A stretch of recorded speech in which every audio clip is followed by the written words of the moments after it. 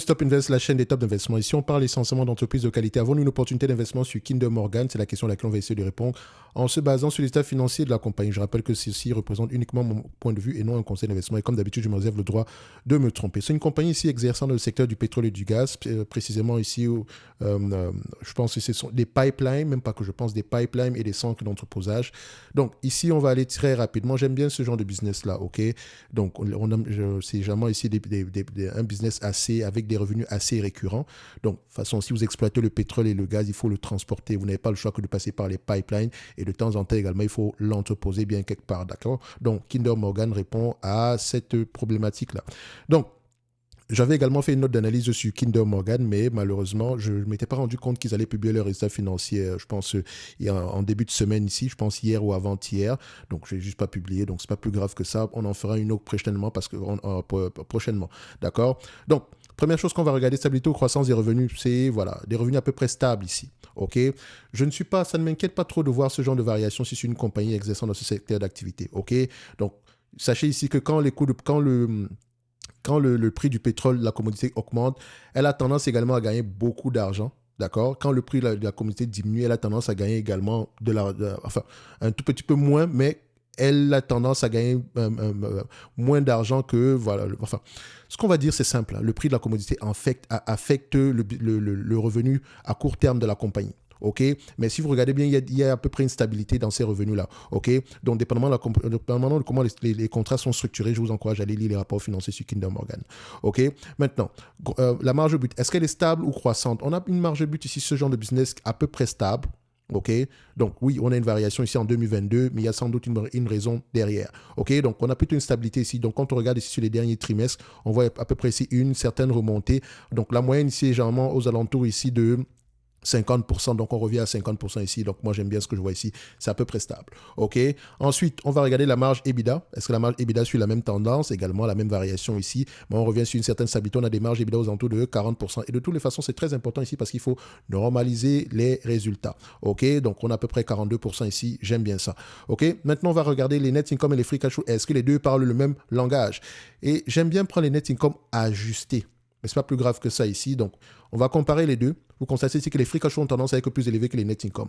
Donc, en prenant les free cash flow ici comme proxy, il y a de grandes chances qu'on ne se trompe pas. Alors, parlons donc maintenant de la dette. La dette nette ici est de combien? Est-ce que la dette nette ici en termes de volume, on a 32 milliards. En termes de dette nette sur EBITDA, est-ce qu'on a quelque chose ici en dessous ici de préférence, ce genre de business 5, ça ne me dérange pas. En dessous de 5, c'est encore mieux que ça. Actuellement, on a 4,8 et selon ce que j'ai lu ici, le management ici continue à donner la priorité au remboursement de la dette. Mais vous pouvez constater ici qu'on est en dessous, enfin, on est situé à peu près au niveau de la moyenne. D'accord? Donc ici, pour ce business, ils ont tendance à avoir une dette nette aux alentours de 5 à 5,8 fois les EBITDA ici. Mais voilà, sur les dernières années, c'est plutôt 4,8 fois. Donc on est en dessous de notre moyenne ici. Mais attention, comme je l'ai dit, on recherche vraiment de préférence en quelque chose inférieur à 5 fois les EBITDA. On a bien ça ici. Mais j'aime bien également regarder la dette nette, les free cash flow par rapport à la dette nette ici. Donc quand on regarde à peu près ce graphique, on peut repérer la dette nette ici en moins de 10 ans. On aime bien ça. Mais attention, les free cash flow également ont tendance à fluctuer. C'est pour ça que j'aime toujours prendre ici la médiane. Mais je précise une chose, c'est un business qui a également tendance à faire des acquisitions. Donc en prenant la médiane ici, on sous-entend que l'activité est la même que précédemment. D'accord? On sous-entend également que le business aura tendance à rapporter à peu près la même chose que précédemment. Donc entre-temps, si on a fait une acquisition, etc., faire une médiane à peu près, ça ne sera pas très adapté, mais ça vous donne une idée générale. Le but n'est pas d'avoir précisément raison, mais d'avoir le moins de tort possible. OK? Donc, on a 2,8 milliards ici sur les 5 dernières années. J'aime bien prendre sur une longue période de temps. 1,5 milliard. Sur les 10 dernières années, c'est à peu près 1,9 milliard. Sur les 5 dernières années, c'est 2,8 milliards. Sur les 3 dernières années, c'est 2,8 milliards. Donc, je prends ici le 2,8 milliards.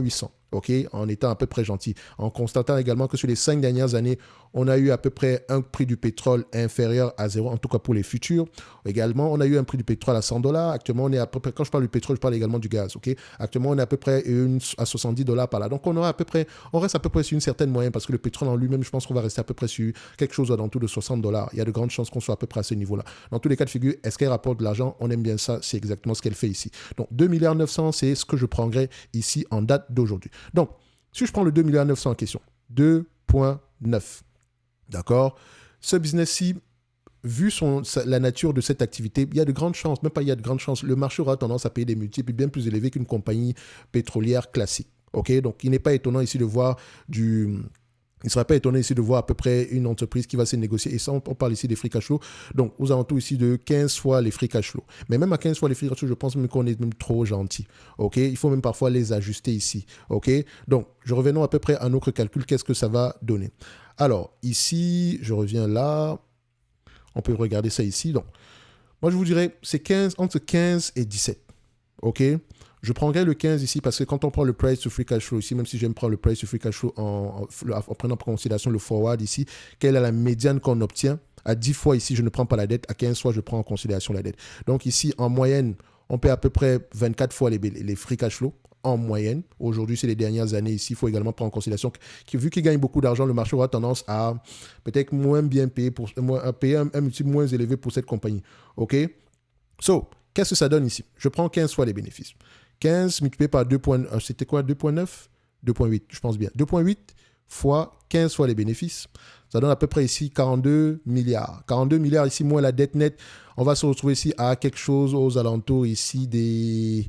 Comment on appelle ça? On va se retrouver à peu près aux alentours ici de combien? De 10 milliards par là. C'est bien inférieur à ce qu'on a ici. Donc, je prendrai ici cette compagnie sans prendre en considération la dette. D'accord? Donc, à 10 fois les bénéfices grand max. Dites-vous également ici que les actifs de cette compagnie ont de la valeur. Parce qu'une fois qu'on le pipeline est construit ici, ça ne c'est pas qu'il perd de la valeur à long terme. Tant qu'il y a du pétrole, tant qu'il y a du pétrole et du gaz qui passe par là, ça prend de la valeur. OK? Donc ici, généralement, le tangible book value pourrait également être pris en considération. Mais attention, dans ce tangible book value ici, les actifs ne sont pas mis à... La valeur des actifs n'est pas mise à jour. OK? Donc, si vous avez construit votre pipeline à 1 milliard, aujourd'hui, sur le papier, c'est peut-être moins d'1 milliard avec la dépréciation, etc. Mais n'oubliez pas que derrière, ce pipeline peut avoir pris de la valeur parce que vous ne pouvez pas... Voilà. Déjà, pour avoir les autorisations pour en construire, c'est compliqué. Donc, une fois qu'il y en a un dans la zone, il y a de grandes chances qu'il n'y ait pas de compétition dessus. OK? Donc, dites-vous ici que les pipelines en question, si on doit les vendre, non seulement on peut les évaluer au coût de construction en date d'aujourd'hui, parce que si ça a été construit il y a 10 ans, ce n'est plus le même coût de construction en date d'aujourd'hui. Ça c'est sans doute plus élevé que ça. Donc, faites attention quand on regarde le book value ici. Si vous arrivez à la choper en dessous du book value, c'est parfait. OK? Donc, ce que je vais faire ici, c'est en 10 fois les bénéfices, ça donne à peu près 2 milliards 900. 2 milliards 29 milliards, divisé par le nombre d'actions, on vérifie est-ce qu'elle rachète massivement ces actions ici plutôt timidement, d'accord? Donc, on prend le 2 milliards 900 ici divisé par, 29 milliards divisé par 2 milliards 230 millions, ça donne ici à peu près 13 $ l'action. Donc, on se dirait ici que cette compagnie est légèrement surévaluée. Mais n'oubliez pas, elle continue à faire des acquisitions ici. Elle verse également un dividende de l'ordre de 6,53% en date d'aujourd'hui. En termes de payout ratio sur le bénéfice net, le dividende sera très élevé. Mais comme je l'ai dit, les free cash flow sont plus élevés que les bénéfices nets et c'est avec les free cash flow qu'on paye le dividende. Donc, quand vous prenez en considération, quand vous prenez ce ratio par rapport au dividende, on est vraiment limite. On est au-dessus des 80%. Et ça, par contre, je n'aime pas. OK? Même si l'entreprise pense avoir une croissance ici à long terme, non seulement il y a des pipelines qui sont en construction, également, il y a des acquisitions qui sont en cours présentement. Donc, dites-vous que le volume les capacités auront tendance à augmenter, d'accord? Les capacités de transport auront tendance à augmenter. C'est peut-être la raison pour laquelle elle se permet peut-être de payer ce dividende en date d'aujourd'hui. Regardez également l'échelonnement de la dette, les taux d'intérêt, les liquidités ici présentement pour pouvoir voir si on peut respecter les échéances à venir. Et je pense que c'est le cas. En tout cas, ce que moi j'ai lu ici me permet de constater que sur les 2-3 prochaines années, cette compagnie n'a pas de problème au niveau du remboursement d'une quelconque dette. OK? Et si les taux d'intérêt diminuent ici, on peut refinancer cette dette-là. OK? Donc, vous constatez ici qu'on a à peu près 1 milliard, on s'attend à peu près à 1,70$ d'ici 2026. C'est un business qui est assez prévisible, hein. D'accord? C'est un business qui est assez prévisible. Et quand on regarde ici, est-ce que les analystes ont tendance à faire de bonnes prévisions par rapport à ce business-ci? On va se dire ici, oui. D'accord? Maintenant, si je me base à peu près sur les bénéfices nets attendus en 2026, ici, on constate qu'on est plutôt stable par rapport aux prévisions d'il y a 6 mois. Donc, pour 2026, pour 2025, c'est pas trop ça, donc on a une réduction. Et pour 2024, ici, on a plutôt une stabilité. Bon, même si c'était à 1,38$, là, on a 1,33$. Dans tous les cas de figure, ici, si je paye cette compagnie qui a 10 fois les bénéfices, d'accord, ça me donne ici à peu près un prix aux alentours de 17$. Donc, c'est-à-dire que si je l'achète aujourd'hui, c'est uniquement pour le dividende. Uniquement.